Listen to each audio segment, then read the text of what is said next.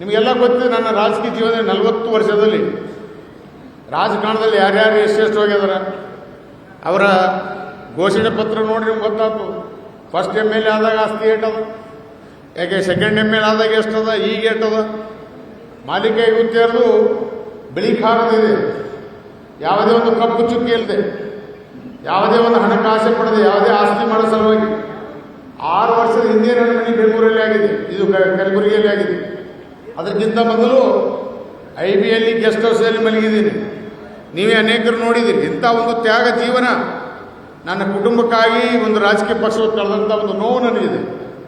ಎಲ್ಲಿಯೂ ಕೂಡ ನಮ್ಮ ಮಕ್ಕಳು ಪಾಪ ಬಂದು ನೋಡ್ರಿ ಕಾಕಾ ನಿಮ್ಮ ವಿರುದ್ಧವಾಗಿ ಕುತಂತ್ರ ಮಾಡ್ತಾ ಇದ್ದಾನೆ, ಅವನು ನಿಮ್ಮ ಕಾರ್ಯಕರ್ತರನ್ನು ಸೆಳೀತಾ ಇದ್ದಾನೆ, ತನ್ನ ಕಡೆ ವಶೀಕರಣ ಮಾಡ್ತಾ ಇದ್ದಾನೆ, ನೀವು ಹುಷಾರಾರಿ ಅಂತ ಹೇಳಿದಾಗ ನಮ್ಮ ಮಕ್ಕಳಿಗೆ ಬೈದಿದ್ದೀವಿ.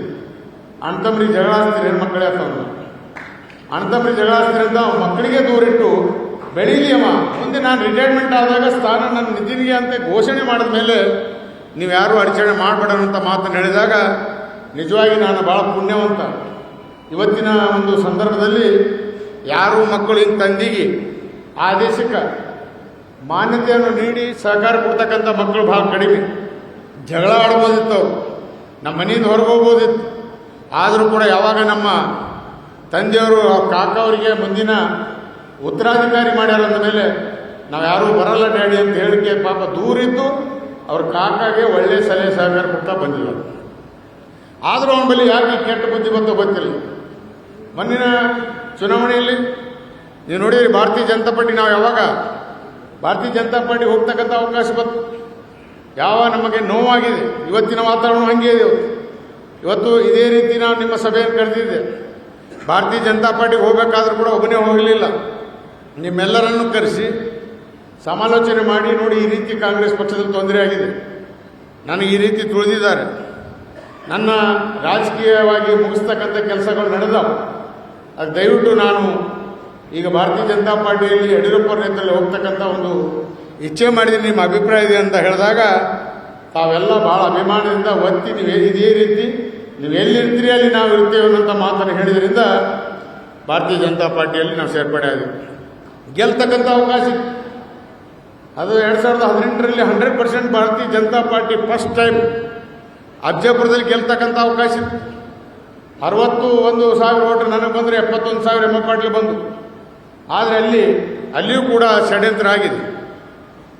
ಉದ್ದೇಶಪೂರ್ವಕವಾಗಿ ನಮ್ಮ ನಿತಿನ್ ಗುತ್ತೇರ್ ನಮ್ಮ ಜೊತೆಗಿದ್ದು 2018ರಲ್ಲಿ ಕೂಡ ಬೇಕತ್ತಲೇ ಮಗ ಸೋಲ್ಲಿ ಅಣ್ಣ ಸೋತ್ರೆ ನಂಗೆ ಸೀಟ್ ಬರ್ತದೆ ತಿಳ್ಕೊಂಡು ಭಾಳ ಬೇಜವಾಬ್ದಾರಿ ಕೆಲಸ ಮಾಡಿದ್ರಿಂದ ನಾನು ಆ ಚುನಾವಣೆಯಲ್ಲಿ ಸೋತೆ. ಆದರೂ ಕೂಡ ನಾನು ಯಾರ ಮುಂದೆ ನೋವು ಹಂಚಿಕೊಂಡಿಲ್ಲ, ಹೋಲ್ಬಿಡಿ ಅದು ಏನು ನನ್ನ ಹಣೆ ಬರ ಅಂತ ಹೇಳಿ. ಆದರೆ ನೋಡಿ ಇವತ್ತು 2018ರಲ್ಲಿ ಸೋತರೂ ಕೂಡ ಭಾರತೀಯ ಜನತಾ ಪಾರ್ಟಿದ ಒಂದು ಮುಖಂಡರಾಗಿ ಕಲ್ಯಾಣ ಕರ್ನಾಟಕದಲ್ಲಿ ಹೆಲಿಕಾಪ್ಟರ್ ಕೊಟ್ಟು ಓಡಾಡಿಸ್ತಾರೆ. ಮಾಲಿಕ ಗುತ್ತೇರ್ಗೆ ಭಾರತೀಯ ಜನತಾ ಪಾರ್ಟಿಯವರು ಹೆಲಿಕಾಪ್ಟರ್ ಕೊಟ್ಟು ಓಡಾಡಿಸ್ತಾರೆ. ನನ್ನ MLA ಎಲೆಕ್ಷನ್ದಲ್ಲಿ ನಾನು ಅಫಜಲ್ಪುರ ಬರಲಿಲ್ಲ. ಇಡೀ ಕಲ್ಯಾಣ ಕರ್ನಾಟಕದ 5 ಜಿಲ್ಲೆಗೆ ನಾನು ಪ್ರವಾಸ ಮಾಡಿದೆ. ಏನು ಈ ಕಲ್ಯಾಣ ಕರ್ನಾಟಕದಲ್ಲಿ ಸುಮಾರು ಮೊದಲು 7 ಜನ ಮಾತ್ರ BJP MLA ಇದ್ದರು. ನಾವು ಓಡಾಡೋದ್ರಿಂದ ಅನೇಕ ಮುಖಂಡರು ಕೂಡ ಒಂದು ಚೇಂಜಸ್ ಬರೋದ್ರಿಂದ 17 ಜನ MLA ಕಲ್ಯಾಣ ಕರ್ನಾಟಕದಲ್ಲಿ ಭಾರತೀಯ ಜನತಾ ಪಾರ್ಟಿ ಬರೋದು. ಆದರೂ ಮಾಲಿಕ ಗುತ್ತೇರ್ಗೆ ಪಕ್ಷದಲ್ಲಿ ಸ್ಥಾನಮಾನ ಕೊಡಲಿಲ್ಲ. ನಾವು ನೋಡಿದ್ದೀವಿ 2000ದ ಈ ಒಂದು ಕಳೆದ ಚುನಾವಣೆಯಲ್ಲಿ 23 ಚುನಾವಣೆಯಲ್ಲಿ ಜನರಿಗೆ ಒಂದು ಪರಿವರ್ತನೆ ಆಗಿತ್ತು. ತಪ್ಪಾಗಿದೆ, ಮಾಲಿಕ ಗುತ್ತೇರ್ಗೆ ಈ ಸಲ ತರಲೇಬೇಕಂತ ತಾವೆಲ್ಲ ನಿರ್ಧಾರ ಮಾಡಿದ್ದೀರಿ.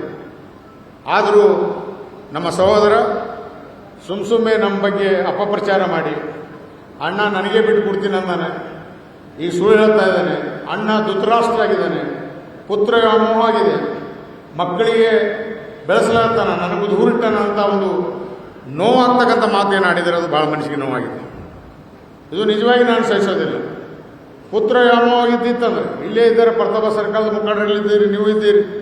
ನಮ್ಮ ರಿತೇಶಿಗೆ 2018ರಲ್ಲಿ ಭಾರತೀಯ ಜನತಾ ಪಾರ್ಟಿಯಿಂದ ಪ್ರತಾಪ ಸರ್ಕಲ್ ನಿಲ್ಲಿಸಬೇಕು ಅಂತ ಬಂದಾಗ ಎಲ್ಲರೂ ಇಲ್ಲದಿದ್ರು ವಿಷದೋತಿ ಅವ್ರಿಗೆ ನಿಲ್ಲಿಸದೇ ಇದ್ದಾರೆ ಅಂದರೂ ಕೂಡ ನಾನು ರಿತೇಶಿಗೆ ನಿಲ್ಲಿಸಲಿಲ್ಲ. ನಿತಿನಿಗೆ ಅಲ್ಲಿ ಪ್ರತಾಪ ನಿಲ್ಲಂತ ಹೇಳಿದೆ. ಆದರೂ ಕೂಡ ಅವನು ಅಲ್ಲಿ ನಿಲ್ಲ ಮಾಶಾಕ್ ಹೋಗಿ ನಿಂತು ಸೋತು.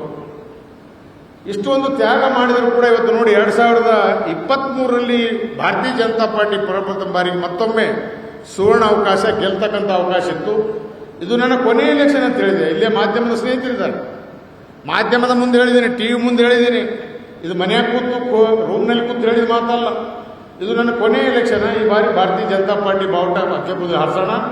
ಮುಂದೆ ರಾಜಕೀಯವಾಗಿ ನಿನಗೆ ಇದೆಯಲ್ಲಪ್ಪ ಸ್ಥಾನಮಾನ ಅಂತ ಹೇಳಿದ್ರು ಕೂಡ ಅವನಲ್ಲಿ ಯಾಕೆ ಕೆಟ್ಟ ದೋಷ ಬರ್ತೋ ಗೊತ್ತಿಲ್ಲ. ಇವತ್ತು ನನ್ನ ಎದುರ ಪಕ್ಷೇತರವಾಗಿ ನಿಂತು ಭಾರತೀಯ ಜನತಾ ಪಾರ್ಟಿ ಅವಾಗೇ ಏನಾದರೂ ಮುಖಂಡರು ಬಂದು ನಿಮ್ಮ ಮನೆಗೆ ಜಗಳ ಬೇಡ್ರಿ, ಯಾಕೆ BJPಯವರೇ ನಮ್ಮ ಮನೆ ಹೊಡೆದಿದ್ದು, ಅವನು ತೆಲಿ ತುಂಬತಕ್ಕಂಥ ಕೆಲಸ ಮಾಡಿದವರೇ ಭಾರತೀಯ ಜನತಾ ಪಾರ್ಟಿ ಕೆಲ್ಲಿರ್ತಕ್ಕಂಥ ಮುಖಂಡ್ರೆ. ಯಾಕೆಂದ್ರೆ ಅವರಲ್ಲಿ ಏನು ಸ್ವಾರ್ಥ ಅಂದರೆ ಮಾಲಿಕೆ ಗುಪ್ತಾರ್ ಏನಾದರೂ MLA ಆದರೆ ಸೀನಿಯರಿಟಿ ಮೇಲೆ ಮಿನಿಸ್ಟರ್ ಆಗ್ತಾರೆ. ನಮ್ದು ಪರಿಸ್ಥಿತಿ ಏನು ಅಂತ ಮನೆಗೆ ಜಗಳಿಸ್ತಕ್ಕಂಥ ವಾತಾವರಣ ನಿರ್ಮಾಣ ಮಾಡಿರ್ತಾ ಇದ್ದಾರೋ ಹುಷಾರಾಗು. ಮುಂದೆ ನಿನಗೇದೆ ಅಂತ ನಾನು ನಿತಿನಿಗೆ ಹೇಳಿದ್ರು ಕೂಡ ನಮ್ಮ ಮಾತಿಗೆ ಬೆಲೆ ಕೊಡಲಿಲ್ಲ. ಹೋಗಿ ನಿಂತು ಏನು ನಮ್ಮ ಕಾರ್ಯಕರ್ತರು ಇವತ್ತು ಅನೇಕ ಇಲ್ಲಿ ಇದ್ದಂಥ ಕಾರ್ಯಕರ್ತರು ಏನಿದ್ದೀರಿ, ನಿಜವಾಗಿ ನಿಮ್ಮೆಲ್ಲರ ಪಾದಚರಣ ಕಮಲಿಗೆ ಮಾಲಿಕೆ ಗುಪ್ತಾರ್ ನಮಸ್ಕಾರ ಮಾಡ್ತಾರೆ. ಯಾಕಂದರೆ ಆ ಸಂದರ್ಭದಲ್ಲಿ ಏನು ನಮ್ಮ ನಿತಿನ್ ಗುತ್ತೇರ್ ಪಕ್ಷೇತರ ಅಭ್ಯರ್ಥಿಯಾಗಿ ನಿಂತಾಗ ಭಾಳಷ್ಟು ಹಣದಿಂದ ಅನೇಕ ರೀತಿಯ ಒತ್ತಡ ನಾನಾ ರೀತಿ ಹಾಕಿದ್ರು ಕೂಡ ನೀವು ಯಾರೂ ಹೋಗಲಿಲ್ಲ. ಅಂಥ ಒಂದು ಗಾಳಿಯಲ್ಲಿ ಕೂಡ ನನ್ನ ಜೊತೆಗೆ ನಿಂತು 32,500 ಆಗ್ತಕ್ಕಂಥ ಪ್ರಾಮಾಣಿಕ ಕಾರ್ಯಕರ್ತರಿದ್ದೀರಿ. ಇದೇ ನನಗೆ ಶ್ರೀರಕ್ಷೆ. ಈ 32,000 ಜನ ಮಾಲಿಕೆ ಗುತ್ತೇರ್ ಕೂಡ ಇದ್ದರೆ ಕರ್ನಾಟಕದ ಇತಿಹಾಸ ಬದಲಾವಣೆ ಮಾಡ್ತಕ್ಕಂಥ ಶಕ್ತಿ ಮಾಲಿಕೆ ಗುತ್ತೇರ್ಗೆ ಕೊಟ್ಟಾಗುತ್ತೆ. ಆದ್ದರಿಂದ ನಿಮ್ಮೆಲ್ಲರನ್ನೂ ಕೇಳಿ ನಿರ್ಣಯ ತೆಗೆದುಕೊಳ್ತಕ್ಕಂಥ ವಿಚಾರ ನಾನು ಬಂದಿದ್ದೆ. ಇವತ್ತು ಭಾರತೀಯ ಜನತಾ ಪಾರ್ಟಿ ಬಗ್ಗೆ ನೋವಿದೆ ನನಗೆ. ಯಾಕೆ ಆ ಸಂದರ್ಭದಲ್ಲಿ ನಮಗೆ ಹಿರಿಯರು ಬರಬೇಕಾಗಿತ್ತು, ನಿತಿನ್ ಗುತ್ತೇರ್ ನನಗೆ ಕೂಡಿಸ್ಬೇಕಾಗಿತ್ತು. ನೋಡ್ರಿ ಮಾಲಿಕೆ ಗುತ್ತೇರ್ ಈ ಸಲ ನೀವೇ ಬಿಡ್ರಿ, ನಿಮ್ಮ ನಿತಿನ್ಗೆ ಕೊಡ್ತೇವೆ ಟಿಕೆಟ್ ಅಂತಾನೆ ಹೇಳ್ಬೇಕಾಗಿತ್ತು.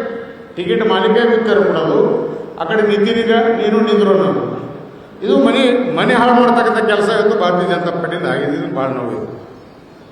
ಇದು ನನಗೆ ಭಾಳ ನೋವನ್ನು ತಂದು ಇವತ್ತು ನಮ್ಮ ಅರುಣ್ ಕುಮಾರ್ ಜಿಯವರು ಭಾರತೀಯ ಜನತಾ ಪಾರ್ಟಿಯಲ್ಲಿ ಇರಬೇಕು, ಕಲ್ಯಾಣರಾವ್ ಕೂಡ ಹೇಳಿದ್ರು, ಕೆಲವರು ಕಾಂಗ್ರೆಸ್ದಾಗ ಹೋಗಿರಿ ಅಂತ ಹೇಳಿದ್ರು, ಕೆಲವರು ಏನೇ ನಿರ್ಣಯ ತೋರಿ ನಾವು ನಿಮ್ಮ ಜೊತೆಗೆ ಇರ್ತೀವಿ ಅಂತ ಹೇಳ್ತಾ ಇದ್ದೀರಿ. ನಾನು ನೋವನ್ನು ವ್ಯಕ್ತಿ ಯಾಕೆ ಪಡಿಸ್ತಾ ಇದ್ದೀನಿ ಅಂದರೆ ಈ ಕೆಲಸ ರಾಜಕೀಯ ಪಕ್ಷದಲ್ಲಿ ಆಗಬಾರ್ದು. ಇವತ್ತು ಕರ್ನಾಟಕ ರಾಜ್ಯದಲ್ಲಿ ಏನು ನಡೀತಾ ಇದೆ? ನರೇಂದ್ರ ಮೋದಿ ಇವತ್ತು ದೇಶದ ಒಬ್ಬ ಅತ್ಯುತ್ತಮವಾದಂಥ ಪ್ರಧಾನಮಂತ್ರಿ, ವಿಶ್ವದ ನಾಯಕರಾಗಿದ್ದಾರೆ. ಅದರ ರಾಜ್ಯದಲ್ಲಿ ಏನು ನಡೀತಾ ಇದೆ?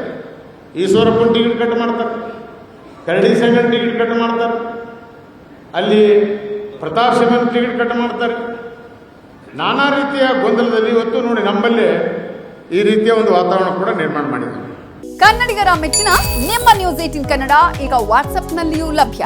ಕರ್ನಾಟಕ ಮತ್ತು ದೇಶ ವಿದೇಶದ 360 ಡಿಗ್ರಿ ಸುದ್ದಿ ವಿವರವನ್ನ ನೀವು ನಿಮ್ಮ ಕೈ ಬೆರಳುಗಳಲ್ಲಿಯೇ ಪಡೆಯೋದಿಕ್ಕೆ ಈ QR ಕೋಡ್ ಅನ್ನ ಸ್ಕ್ಯಾನ್ ಮಾಡಿ.